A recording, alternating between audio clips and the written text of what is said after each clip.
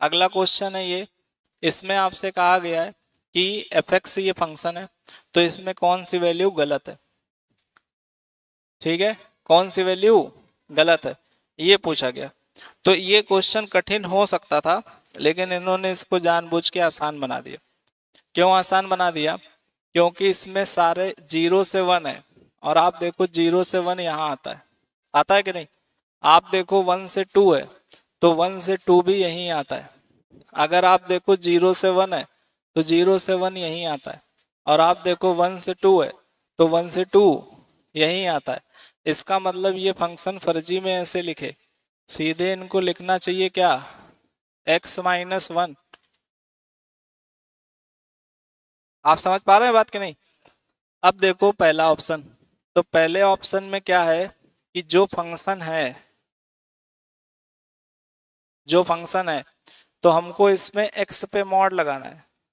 तो कोई बात नहीं, x पे मॉड लग जाएगा, चेक करना ही नहीं, क्योंकि ये इंटरवल वैसे यहाँ इक्वल नहीं होना चाहिए। ठीक है, वैसे अगर इस पे देखो, किस पे इक्वल नहीं, 0 पे, तो 0 पर अगर यहाँ देखें तो क्या मिलेगा, -1, और यहाँ से भी क्या मिलेगा, -1। तो हमें कोई दिक्कत नहीं। तो ये हमारा कैसा हो जाएगा, सही। मतलब पूरा इंटरवल इसका है, और बचा हुआ इंटरवल 0 है। 0 में हमको क्या मिल रहा है, -1, और यहाँ से भी 0 में क्या मिल रहा है, -1। तो ये हमारा ऑप्शन सही। अगले ऑप्शन पर अगर हम जाएं, तो यहाँ से आता है 1 से 2, तो पूरे पे मॉड लगा देना, पूरे पर। ठीक है, तो हम लोग क्या करेंगे, इस पूरे पर भी मॉड लगा देंगे। लेकिन इसकी जो विशेषता है, क्या है, 1 से 2 इंटरवल लेना है, 1 से इंटरवल 2 में कौन सा फंक्शन, यही है। ठीक है, अब आपको पता है कि अगर ये पॉजिटिव है, 1 से 2 के बीच में ये सेक्शन कैसा, तो इस पे मॉड लगाने की जरूरत है ही नहीं। तो इसका मतलब ये बात भी सही हो रही। आप समझ पा रहे हो कि नहीं? अब अगर हम लोग इसमें देखें तीसरा, सी ऑप्शन, तो 0 से 1 है, तो इन दोनों का सम करना है। देखो क्या निकालेंगे, वही तो आएगा यार। क्यों?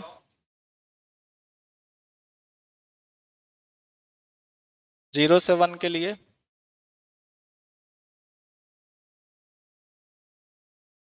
चलो ठीक है, इनका कहना है ऐसा। तो यहाँ पर देखें, तो x की वैल्यू 0 से क्या है हमारी, 1 है। तो 0 से 1 में अगर हम देखें, जैसे ये होता है, तो आपका ये तो यही बना रहेगा। ठीक है, अब अगर हम लोग पूरे पर मॉड लगाते हैं, तो ये मॉड x माइनस 1। तो अगर हम 0 से 1 के बीच में देखें, तो ये सेक्शन कैसा होगा, नेगेटिव। तो -x माइनस 1 लिखेंगे। अब अगर हम इन दोनों को जोड़ देते, तो क्या इन दोनों को जोड़ने से, वैसे अगर 0 से 1 में देखो तो ये कैसा होगा, पॉजिटिव। तो इसको x माइनस 1 लिख सकते हैं। ठीक है, तो अगर इन दोनों को हम जोड़ देते हैं, तो यहां से x कट जाएगा, और 1 से 1, तो ये क्या आ जाएगा, 0। जबकि ये आ क्या रहा है, 1। तो यही हमारा गलत है, मतलब यही हमारा सही है। डी भी अगर चेक करना चाहो तो कर सकते हो। x की वैल्यू क्या है, 1 से 2 है, तो हमको ये बात तो पता ही है कि इसकी वैल्यू ऐसी है।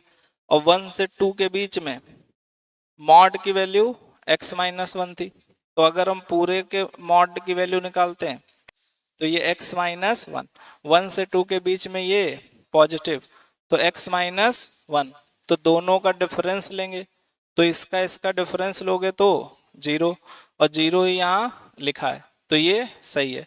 हमें कौन सा बताना था, गलत वाला। समझ पा रहे हो? अगर इतना सब ना समझ में, तो वैल्यू रख के कर सकते हो। ठीक है, वैल्यू कैसे, आप यहां से क्या करो, 0 से 1 के बीच की वैल्यू मानो, 0 से 1 के बीच की वैल्यू, तो कितना हुआ 0.5, तो f 0.5, f 0.5, तो f 0.5 की वैल्यू 0.5 माइनस 1 मतलब -1/2। यहां से देखो f 0.5, तो 0.5 यहाँ आएगा, यहाँ नीचे, यहां से भी -1/2, तो इसका मतलब ये वाला सही है। फिर यहाँ पर 1 से 2, तो 1 से 2 के बीच में कोई वैल्यू, वैसे क्लोज भी दिया है, तो अगर हम 1 ही मानते हैं तो यहां से आएगा 0, और यहां से अगर 1 मानते हैं तो 1 किस में है, इसमें, इसमें भी कितना आएगा 0, तो ये सही है। फिर अगर इसमें आ जाए 0 से 1, तो अगर 0.5 ले लेते हैं तो ये हुआ f 0.5, तो f 0.5 की वैल्यू बोलो, यहां पर आए तो f 0.5 और प्लस f 0.5, तो यहां से कितनी वैल्यू आएगी f 0.5 की, -0.5, और यहां से कितनी आएगी 0.5 आएगी कि नहीं, तो ये कितना आया, जबकि यहां कितना दिया 1, तो ये उत्तर हो गया गलत। कठिन था ये, देखने में कठिन है, बात समझ पा रहे हैं कि नहीं।